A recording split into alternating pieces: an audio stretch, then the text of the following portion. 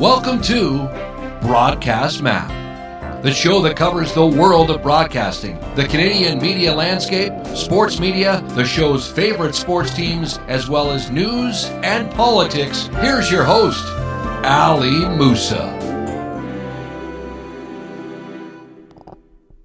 Good afternoon on Tuesday, May 20th, 2025.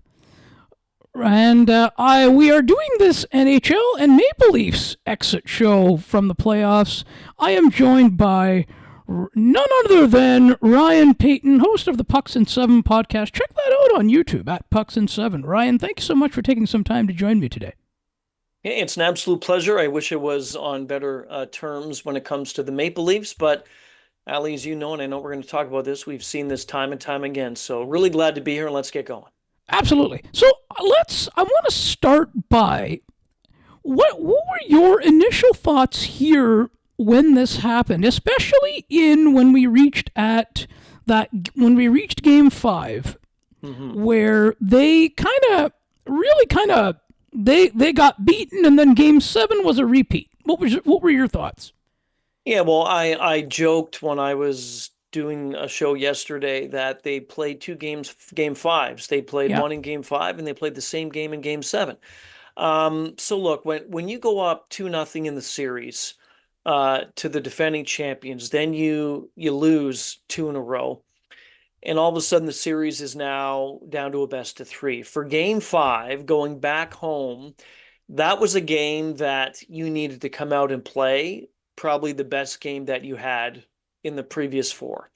There was no excuses for that. You're back on home ice. You have home ice advantage for a reason. You had more points over the course of the season than Florida did.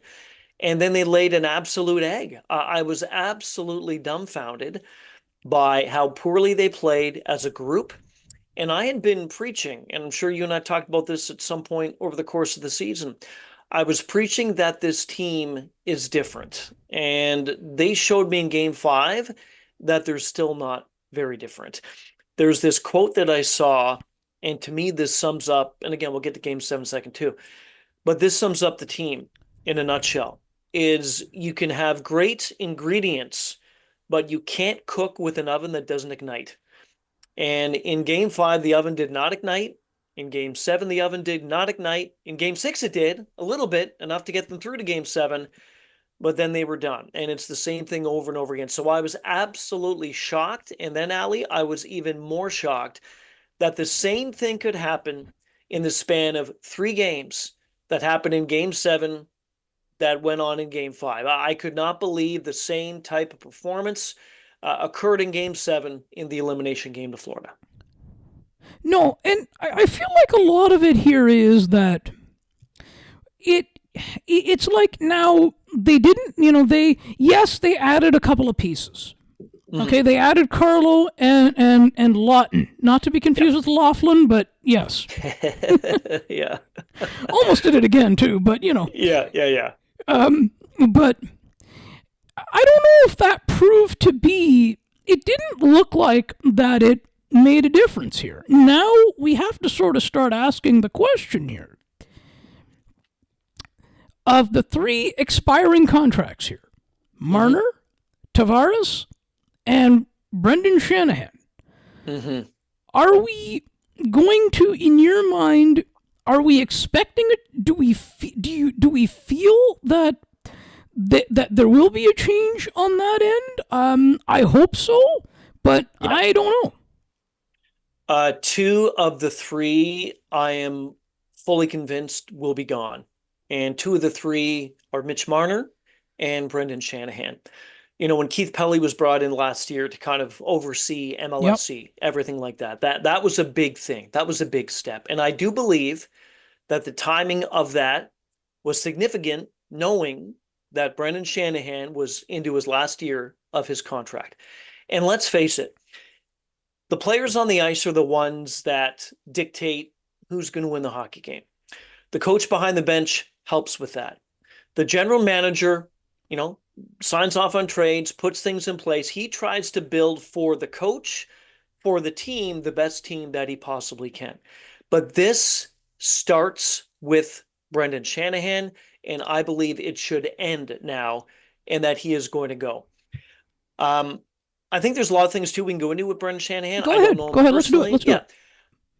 I feel that he's been untouchable for a very long time in Toronto. And I'm not taking anything away from what he has done. It's easy for me and you to sit here and say, oh, he shouldn't have signed off on this, and he shouldn't have signed off on that, and he had the final say in this and whatever. I know 2 years ago, before Mitch Marner's no move clause kicked in his contract, the Leafs, and I think at that point, the Leafs knew Marner's ship had sailed. The Leafs were exploring the idea of trading him to have some sort of leverage before the new no move clause kicked in. Brendan Shanahan vetoed that. He said, no, we're not doing that. And then 2 months after that, Kyle Dubas was relieved of his duties. Yep. And now we know the mess that the Leafs are in with Mitch Marner. So I think there's been a lot of things. I think there's been a lot of ego involved with Brendan Shanahan in this whole thing. Now, as for Mitch Marner, I believe the ship has sailed, and I believe it did months ago. I would be absolutely shocked if he signs back in Toronto. When they approached him over the course of the season to want to negotiate a contract, he and his agent, and I guess the Leafs said, no, we're not going to do that. Well, that's red flag number one. The second red flag was when they went to him at the deadline and said, can you waive your no move so we can trade you for Mikko Rantanen, which, who knows, Ali, if that did happen and if Mitch Marner said yes, maybe we'd be talking today with the Leafs about to play game 1 against Carolina. Yeah. And guess who? Against Mitch Marner, right? I mean, you think about that for a second. So that was red flag number 2. I think the time for him is gone. The amount of points he puts over the season is great, but he's been very quiet in the playoffs. And also as well, the Leafs are not going to give him 13 and a half, 14 and a half, whatever contract he's going to get. The Leafs aren't going to do that. So I believe that he's out. I believe Shanahan's out. I believe the only way that John Tavares comes back is on a deal that will pay him almost half less than what he had before. He was making 11. I believe that they should offer him a 3-year contract at 18. That gives an AAV of 6. So you go down almost 50%. But if John Tavares wants to win the Stanley Cup with Toronto, which he does, he made that quite clear at the end of Game 7. He's like, I want to be here. I do not see him playing anywhere else. But if he wants to do that, and he knows now the money's coming off the books and the Leafs need to make some other moves to get this team over the top, I firmly believe that he will say, fine, I don't need the money. I want to play here. I want to finish what I came here to certainly to start, and that's winning the Cup, and I will sign for less. If it does happen, I don't know. But to answer your question, Shanahan, I believe, is gone. Marner is gone. John Tavares will come back. Yeah, that's a very fair sort of thing. I think I'd be okay with that as well because, if he wants to be here, he should be, like Tavares, he should be given the opportunity to be here as well. I agree. Yeah. I agree. Because, and he has, sorry, and he has. No, go ahead. Not saying that Mitch Marner didn't have the passion. You know what? I'm going to change that. Mitch Marner didn't have the passion. He doesn't have the passion, doesn't have the heart in the postseason. And so many people can say, oh, it's the playoffs, it's this and this. I'm tired of that. If you are going to command a contract that is in excess of 13 and a half, and you are basically saying to the world that you are an elite player, you may have a couple of games off, but you do not disappear.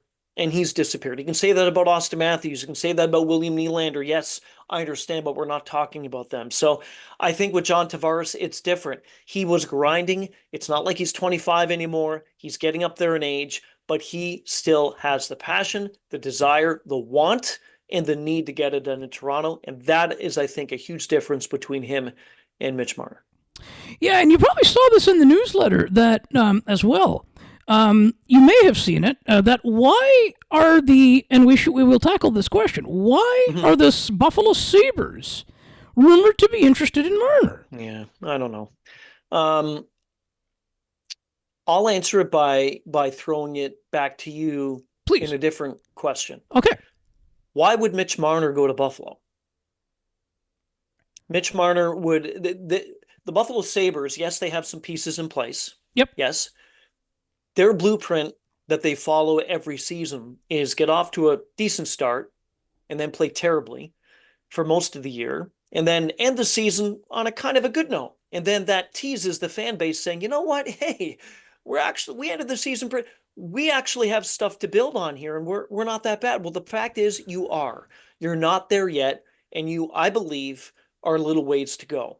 So I do not believe that if Mitch Marner was offered a contract of, say they offer him 14, which is astronomical. I don't believe Mitch Marner's worth that, but whatever. Say they offer him that, like Mitch Marner coming back to Toronto in September and October, I'd be shocked if he says yes to Buffalo. So I don't know. I think every team, if they have the money, will throw something at him. And this will come down to him choosing, do I want to go to a team that is a contender right now? Do I want to go to a team that maybe will be a contender in a year, 2 years? I don't know. I don't see Buffalo as a real destination point for Mitch Marner. No, I don't either. I really don't. Yeah. No, because see, Buffalo, if you look at it, yeah, they haven't been really good, right? They sort of have had their sort of streaks, but they're not a playoff team at this point. They haven't really been a playoff team. No, and every time, and it's a great point, when you bring up the narrative of, are they a playoff team? You have to think, okay, if they are a playoff team, then all the teams that made the postseason this year in the East, of the 8 teams, then one team has to not be a playoff team next year. And I don't see, to be honest, a lot of the teams that made it this season bowing out next year. I think Detroit will be better. I do believe Montreal, yes, they got in, but I think they will be better. I think they'll also be back in the postseason. So Ottawa if one too. goes in, Ottawa too. If one goes in, if Buffalo gets in, that means one team who made it this season. And for example, the Rangers, do you think the Rangers are not going to make it in? If they don't make it in next season like they did this year, that would be unbelievable, even more so than the fact that they didn't make it in the postseason in 24-25. So yes, they are not relatively. Yes, they're trending in the right direction, but I think they have a ways to go. Yeah, and that I mean, yeah, that's it. But see, I mean, if Buffalo was a playoff team, mm-hmm. they would have, in my opinion, they would have kept Dylan Cousins. Yeah, that was a great point. That was a big one. I mean, it was a great pickup for Ottawa in that deal. Mm-hmm.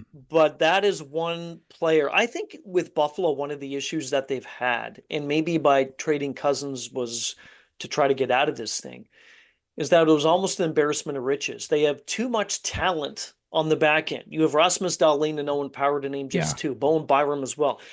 Those are 3 players that really you don't find on many teams in the league all on the same club. If you have 1 or 2 of them on the same club, that's a bit different. So when they made that move, that was potentially saying, well, we know we're not going to be able to let's see what we can get for him and build toward next season. So I'm with you. Again, this all comes down to where Mitch is going to go and what is the most attractive team for him. I think the Pittsburgh Penguins are a team that could attract him. Kyle Dubas is there, get a chance to play with Sidney Crosby. Kenny Malkin's time's coming to an end. I know Pittsburgh didn't make it in this year and last year, but they're going to be offering, I think Dubas will go heavy on him to try to offer him as much money as he possibly can. Yeah, and then they let go of Mike Sullivan as well, who is down with the Rangers.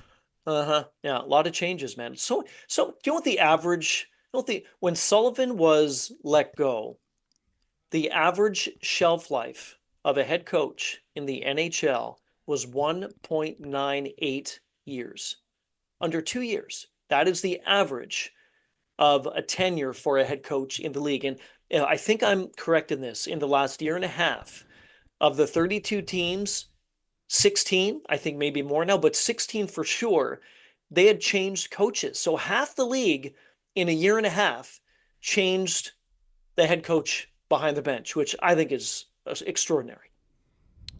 Yes, yeah, exactly. Yeah.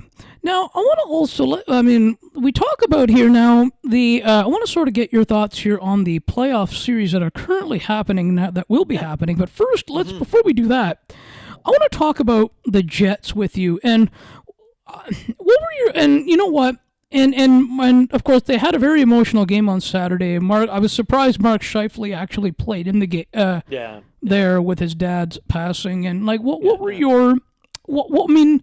Do you feel like did he play because he wanted to give the team an opportunity to win?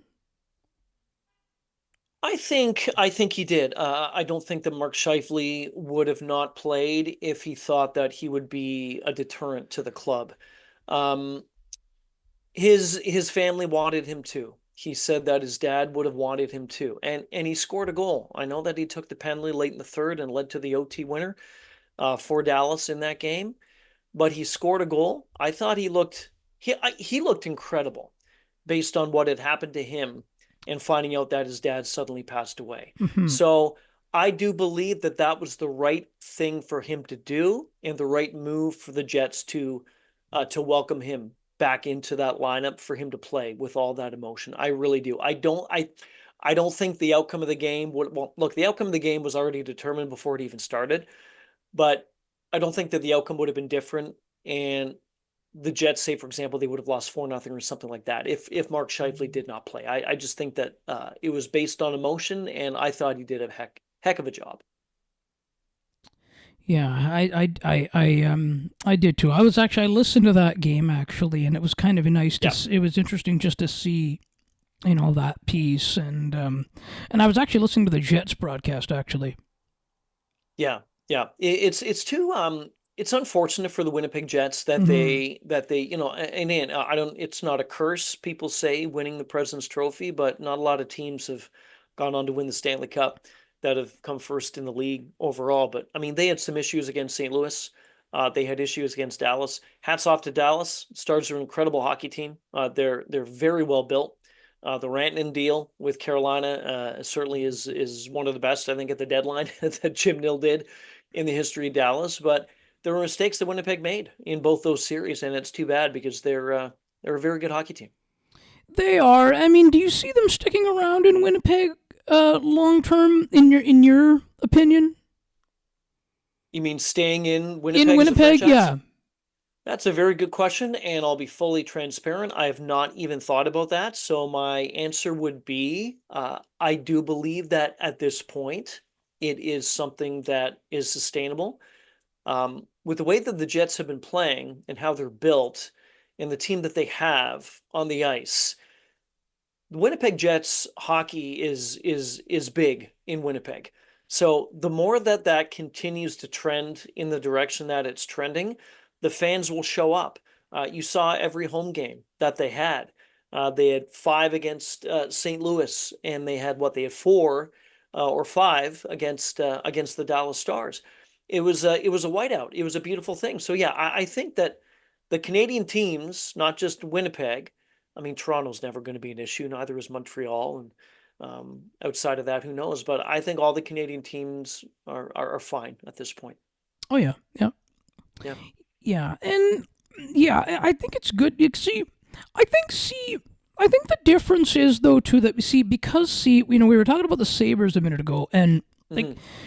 because I think because you and I are NHL fans, Yeah. and we follow the league and the games the way we do. I Hmm. think we are sort of in a mindset of that. We like to see how all the teams are doing and keep up and try to keep up as much as we can with how they're all doing. And I think it's different than, and I think which it could be, which I think it's different from, say, the average fan. Most people are just fans of their team, and they don't pay attention to how the others do. Where I think I always like to pay attention to how the others' teams are doing too. Yeah. No, it's a that's a great thing that you brought up. And Commissioner Gary Bettman has been very adamant about how happy he is with the teams in Canada. Yeah. He's not looking at expanding into Canada again. I certainly would love, and I don't know if this is ever going to happen. I'd like to see it in my lifetime, a team back in Quebec.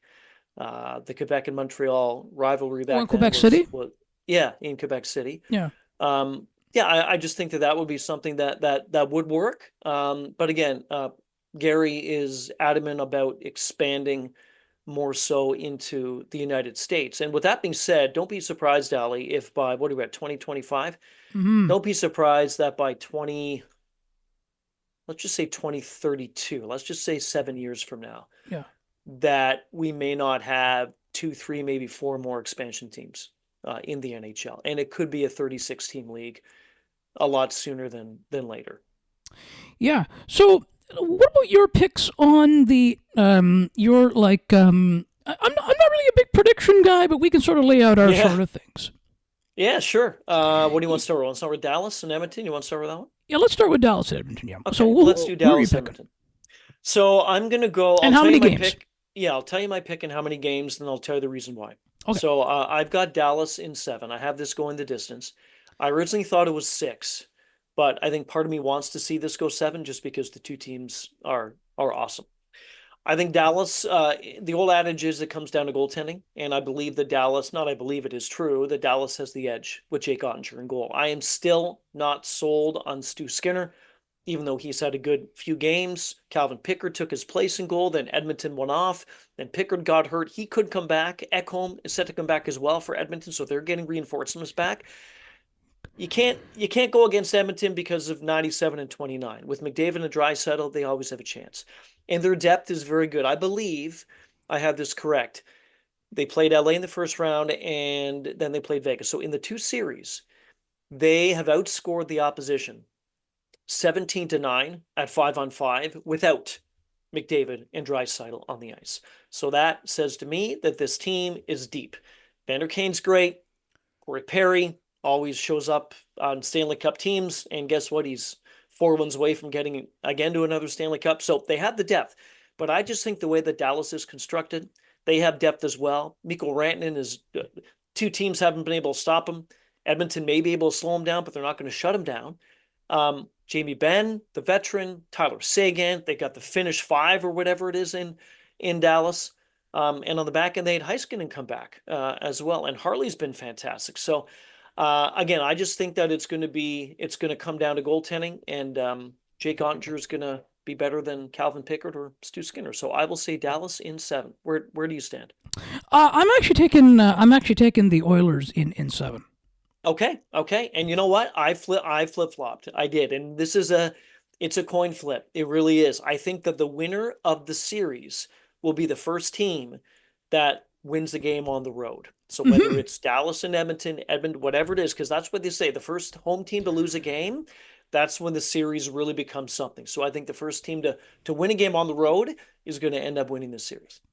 Yes, and you know what? Because see, I mean, you know, and look, I'm a big fan of Pete DeBoer as a coach. Okay, I think he's done a great job, and especially especially his time in the NHL, and especially going back to his time in the OHL with the Kitchener Rangers. I thought he did a really good job. Yeah, no, I absolutely agree with that. If you can do what you did at a junior level and just continue to do that going forward in your pro career, I mean, that's the sky's the limit, I think, right? Yeah. No offense to the OHL and junior hockey, but the NHL is much more fun in my mind. Oh yeah, no, it is. Hey, the OHL and junior and all those leagues, they have their moments. They do. Have their moments. They do. But the NHL, it's just the cream of the crop. No, it is. But don't you agree? NHL, the NHL is much more, honestly, it's not the OHL is not the NHL. No, it's not. It's not. And there's a big gap, and there's a big difference on a whole bunch of different levels. Skill level is one thing. Yeah. Maturity is another thing. Mm-hmm. And lifestyle and everything else that goes with the National Hockey League, it's different. The talent level, again, though, you got to think about this, that the NHL is at the highest talent level I've seen in ever. Yeah. And it's just going to continue to get that way. So credit to the scouting staff of all the teams, but also credit to the leagues below the NHL for the development of these players. Credit to the parents too, years ago, putting their kids in, if they saw something with someone, they want them to live out their dream. They want them to continue with the passion that they have. And so these leagues are developing really young talent for the NHL to continue to thrive. So yeah, there may be a difference, but there's also that connection. Oh, sure. Yeah, no, I agree with that. But I think when it comes to a following and a coverage, I think the NHL is much more of a fun league. Oh, sure. No, absolutely. 100%. Yeah. And what about Carolina and Florida? Yeah, so I'm gonna take the Panthers in 6. And the reason why is that they're the defending champions. This is going to be an intriguing series. I've been saying, half jokingly, that the Carolina Hurricanes haven't really paid much attention to them winning the first 2 series because they beat the Devils handily and then they beat the Capitals handily. But that's what they do. They quietly go about their business and they just keep winning. The way that they play in the system that Rod Brind'Amour has implemented into that club is incredible.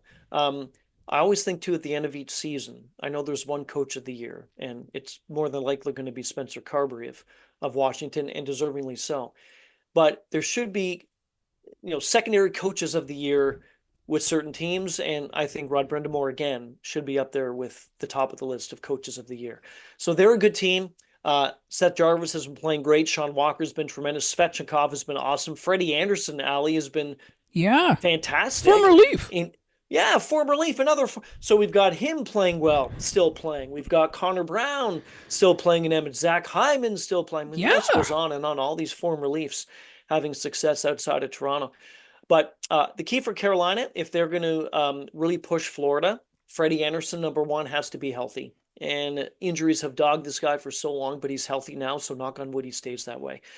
I feel, though, that the way the Panthers played against Toronto, Toronto didn't play well, especially in Game 5 and 7, but the Panthers played very well. And Paul Maurice has them playing at a very high level at the moment. And they know what it takes to win. They're not stressed. They're not pressured. 2 key X factors that we've seen already, and they were huge ones in Game 7 for Florida against Toronto. You and I would have been an X factor because the Leafs just didn't show up. Yeah. Seth Jones was one, and Brad Marchand another. Great deals, great acquisitions by Zito and the rest of the Panthers upper brass. But I just think they've been there, done that, Ali, and I really do feel that they will have the horses left in the tank, even though it's been a short turnaround, 2 days between Game 7 against Toronto and Game 1 against Carolina. I just think they have more in the tank, and they'll prove that in this series. Yeah, that's my pick as well. Florida in 6. And I'd be okay. You know what? And I think I think I want to see another Edmonton, Florida final Stanley Cup. That would be awesome. Yeah, it really would. And it'll just go to show you too. If those two teams do get in, again, they're on a path to get there. If they get in, what's the discussion going into each season? The Stanley Cup is the hardest trophy to win. If they make it back in together, the discussion will be these two teams are proving that, yes, the cup is the hardest to win, but it's not as hard now. Well, it is still hard, but look what they've done. They're back in the Stanley Cup final like they were a season ago. So it can be done. And all these other teams, the 30 teams that will not make it, and the 2 teams that will, you look at those 2 teams. And if it's Edmonton and Florida, say, yeah, they did it one year, they can do it again, just like Tampa did a number of years ago when they went back to back, etc. So I think that would be great. That's the final. That's the final that I'm hoping. Me too. Yep, me too. Even though I have Dallas, I just think they're the better team. It would be great to see Edmonton because then, look, we're guaranteed at least a final shot at finally winning the cup back in Canada for the first time since '93. It's been too long, Ali. Too long. Oh yeah, yeah. Well, so I guess they can check. So we can check out Pucks and 7 for all NHL coverage. Yeah, go to youtube.com/@pucksand7. We had one out yesterday, and with Rachel Dory, and she shared some great insight on the Maple Leafs. She does some great work for Betalytics, and she's on a podcast called Puck Social. So we're also running different things too today with that, and we're giving you our previews and our picks for each of the series, even though I spoiled them with you. And then, of course, I've got Sirius XM, the Hot Stove Show, every Saturday, and I'm going to do that again this Saturday on Channel 91. So, yeah, lots happening, Ali. Absolutely, and there's lots of NHL coverage coming up, and and I can't wait to do another. I can't wait to do a season preview show with you, an NHL season preview show. Yeah, that's going to be great, and who knows what's going to happen in this next month and change, whatever it is, however long it takes to get to that end of the season game of this 24-25 season. But this season has been awesome.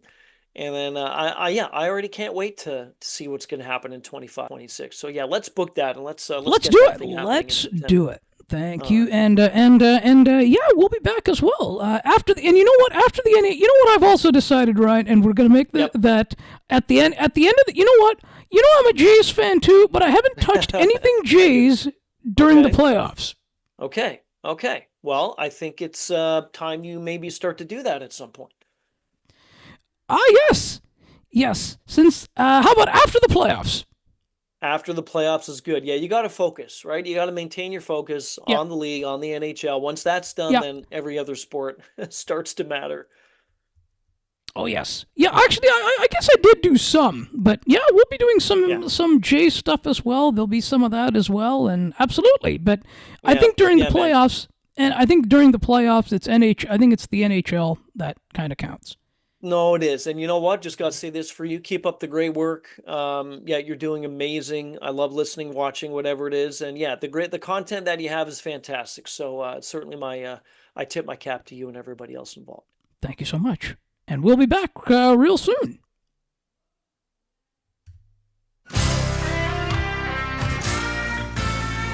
Thank you so much for listening and/or watching Broadcast Map. To learn more about the show, please visit broadcastmap.ca. While you're there, subscribe to the newsletter so you never miss an update. Besides, it's free. Enter your email address and hit subscribe right on the homepage